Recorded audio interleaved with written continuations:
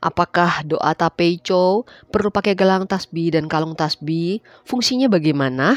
Oke, ini pertanyaan yang cukup menarik ya. Sebenarnya sangat menarik sebab memang tasbih itu sangat penting. Kalau saya menceritakan dari saya kecil, saya sudah memakai tasbih sekitar umur 5-6 tahun di tangan saya yang saya dapatkan dari orang tua saya tentunya.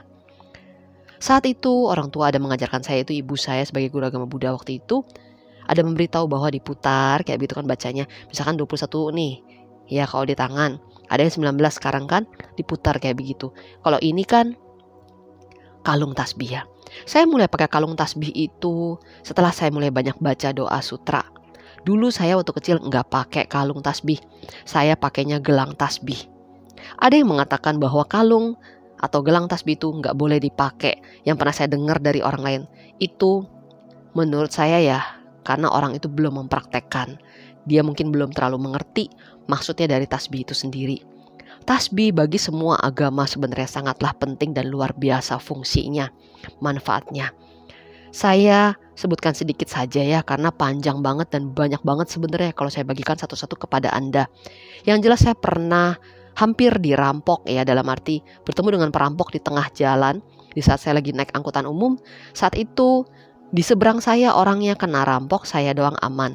Karena saya lagi sambil pegang tasbih, saya sambil baca Namo Kuan Yin Pusa. Berharap mudah-mudahan dia nggak ngelihat saya kan kayak begitu. Ya seperti kayak mustahil, tapi nyatanya saya aman di jalan itu. Itu satu, waktu saya masih kecil ya.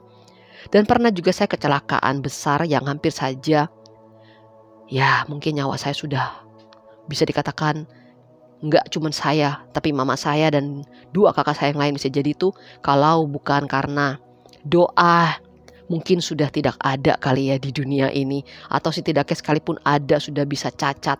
Sebab kita pernah mengalami kecelakaan, yang orang bilang kecelakaan maut seperti itu.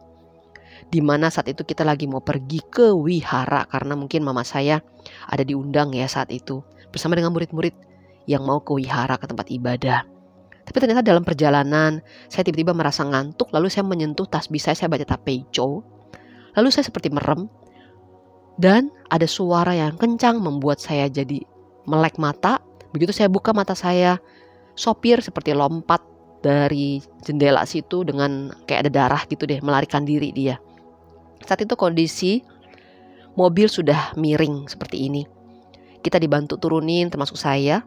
Lalu dicek dong setiap anak ada luka enggak. Kakak saya yang cewek dia ada luka di tangannya sampai agak bolong dikit. Mama saya kayaknya ada luka dekat area wajah dikit ya. Lalu kakak saya yang cowok kacanya pada masuk ke dalam kantong celana tapi dia nggak luka. Habis itu saya dicek, saya tidak ada luka sama sekali. Luar biasa ya, mantra tapeicho. Dan tentunya saya memakai tasbih saat itu. Padahal mobilnya itu hanya tertahan sama 1 atau 2 pohon yang kecil, nggak gede. Bawahnya udah mirip jurang. Kalau jatuh sudah bisa jadi patah kaki, patah tangan atau meninggal. Ya kurang lebih seperti itu. Bagi yang masih kecil mungkin kayak saya bisa jadi. Karena saya masih cukup kecil waktu itu, masih SD SMP ya. Kurang lebih seperti itu.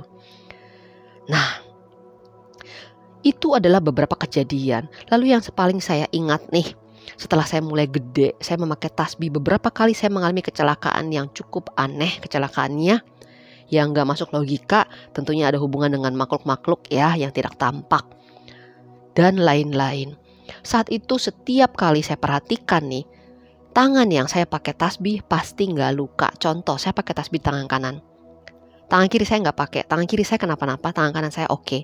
Saya pakai dua-duanya oke, gak ada luka. Tapi mungkin kaki saya luka. Itu yang saya perhatikan. Saya sekitar 4-5 kali kecelakaan kurang lebih selama hidup saya, kecelakaan motor itu. Saya perhatikan semua hasilnya sama seperti itu.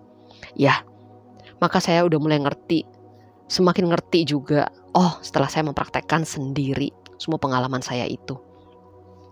Dan saya memang biasa mengisi tasbih itu dengan membaca doa Namo Kuan Yin Pusa. Saya putar kayak gitu. Termasuk ini saya baca Namo Tayun Ti Chang Wang Pusa 108 kali.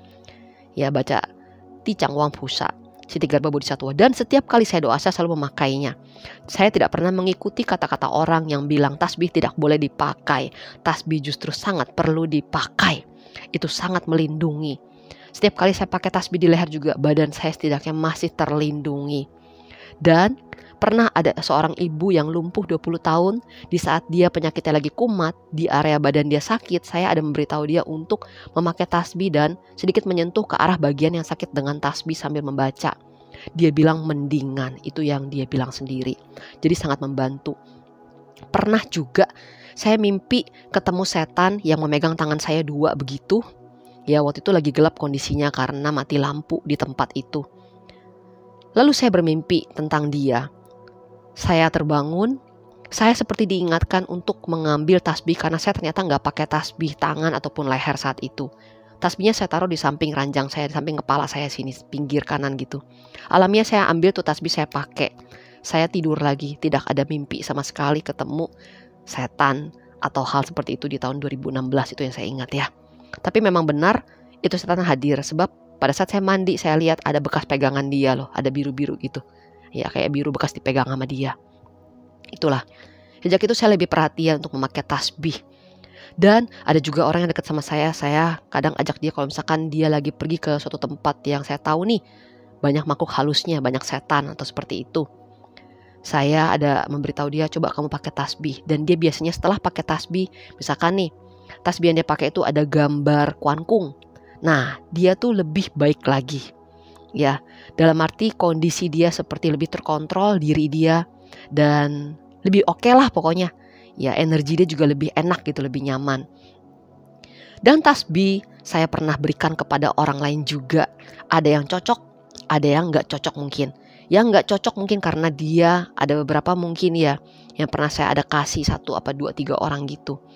Ada satu yang mungkin dia memang belum vegetarian sih yang saya tahu orangnya ya. Yang satu lagi saya kasih udah vegetarian. Dia sih merasa nyaman dan cocok. Yang belum vegetarian sih dia merasa ya memang dia ada bantu katanya nyebrangin roh. Tapi saya nggak tahu ya, saya no komen dah soal dia nyebrangin roh berhasil apa enggak. Saya nggak mau komen soal dia. Yang jelas yang dia rasakan seperti kayak bukan sesek tapi lebih kepada kayak agak panas gitu ya di badan dia. Pokoknya ada efek deh tertentu kepada orang yang memakai itu atas tasbih yang saya kasih. Nah, satu lagi yang udah vegetarian ini, dia pernah hampir dicelakai sama orang lain dengan kemampuan kayak ilmu hitam atau sejenis itu. Saat itu orang yang dia incer, maksudnya dalam arti orang yang ngincer dia ini, anggaplah ini si A ya, orang yang saya kenal nih. Saya kasih dia tasbih saya ke dia. Ya. Lalu dia ketemu sama seseorang yang gak bener di tengah jalan pada saat tempat makan lah, anggap gitu. Ini orang mau pakai ilmu ke dia. Nggak bisa masuk karena dia lagi pakai tasbih yang saya kasih itu. Saya juga ada menyarankan dia untuk mengisi sendiri dengan baca doa. Sampai orang ini ngomong, buka tasbih kamu. Dia karena doanya belum terlalu tulus, dia kena hipnotis, sehingga dia memberikan tasbih itu dia buka. Begitu dia buka tasbih dari saya itu, dia langsung semakin kena hipnotis. Sampai-sampai tasbih saya menjadi warnanya hitam karena dipegang sama orang ini, dibacain doa yang gak bener, disuruh pakai lagi ke cewek itu. Cewek itu pakai ya tuh orang. Padahal saya udah pesenin sama dia jangan sembarangan kasih tasbih yang saya kasih itu. Dan jangan sembarangan kasih orang tasbih kita yang sudah kita isi dengan bacaan mantra atau doa. Sebab itu nanti hasilnya bisa beda kalau sembarangan kasih orang. Nah seperti itulah. Tapi kan dia lupa mendengarkan. Akhirnya sampai dia baru bisa sembuh lagi setelah ketemu saya lagi. Dia copotin tasbih itu ditaruh di wihara karena udah kotor. Ya seperti itulah. Dan masih banyak banget lagi. Jadi itu benar-benar bisa melindungi diri Anda dimanapun. Ya tadi saya sudah ceritakan dengan kecelakaan, dengan orang lain yang memakai. Dan tentunya terhindar dari hal-hal yang gak benar, ilmu hitam dan semuanya, makhluk halus dan gimana yang mau celakain. Itu gunanya tasbih. Jadi kalau ada yang mengatakan kepada Anda tasbih gak boleh dipakai, silahkan Anda buktikan sendiri manfaatnya yang luar biasa. Jangan takut untuk memakai tasbih. Silahkan boleh dibaca, tapi jangan taruh sembarangan. Jagalah tasbih Anda dengan benar. Selama memakai tasbih, kalau bisa jangan banyak berbuat yang gak benar. Ya, lebih bagus lagi vegetarian. Isilah doa dalam tasbih Anda itu. Itu akan melindungi Anda dengan energi yang positif dan baik. Ya, tentunya tapeico juga selama saya terapi orang dan lain-lain saya memakai tasbih. Dan pernah ada yang saya bantu juga, dia melihat dalam penglihatan dia saat terapi itu, tasbih saya ada membantu dia supaya sampai di tubuh dia keluar setan itu, nggak ganggu dia lagi. Semoga berbahagia.